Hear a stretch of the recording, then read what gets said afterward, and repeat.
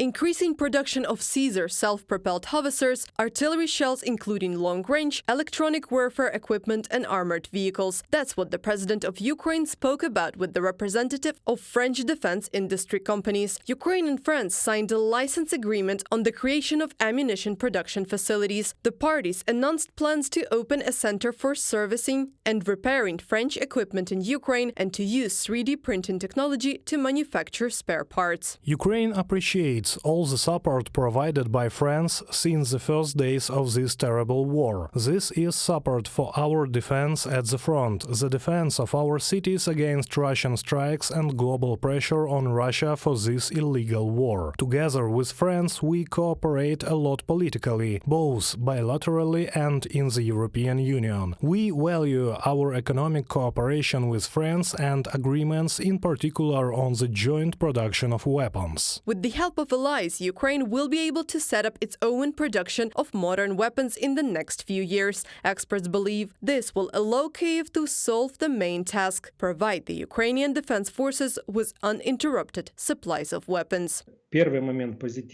Firstly, Ukraine will not need to ask anyone for weapons in the near future. It will be produced at home. Secondly, if these enterprises for the production of weapons will be joined, it has to be covered from the air, meaning that the area of closed skies over Ukraine will expand. The process of creating new facilities for the production of modern weapons is not simple, and it will take some time before they are launched. Because of Russia's war against Ukraine, plans to expand production capacity for new types of weapons are already being implemented in the European Union.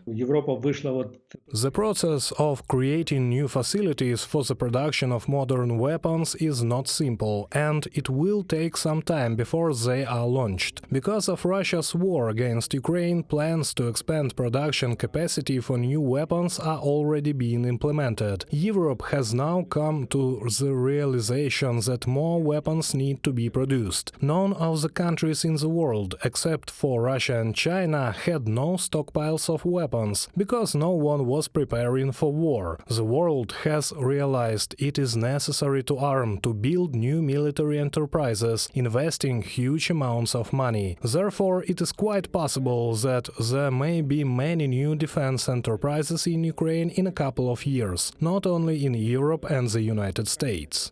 Meanwhile, the Finnish Defence Forces Command believes that the experience of using Western weapons in Ukraine is very valuable for manufacturers. For example, Finland supplies Ukraine not only with conventional weapons, but also with the latest innovations of the Finnish defense industry. Some of them are at the development stage. And while American and European defense contractors are trying to restart or increase production, South Korea is confidently becoming a key flagship of the military industry. Thus, thanks to innovations, the South Korean company Hanwha Aerospace was able to increase export profits by 11 times. The company produces conventional weapons and armored vehicles only many times faster and cheaper due to uninterrupted production lines.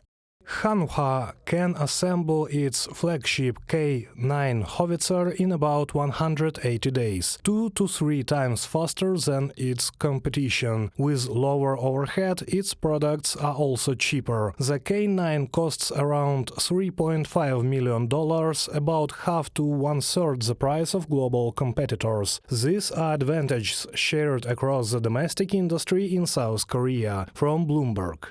The Ukrainian Defense Ministry also introduced direct contracting with global arms manufacturers. Deputy Defense Minister Dmytro Klimenkov has said. According to him, this will allow the Ukrainian Defense Forces to receive modern weapons directly from manufacturers and will contribute to a faster and more efficient modernization of the Ukrainian armed forces. Reported by Anastasia Tarnavska, Victoria Smirnova, UATV News.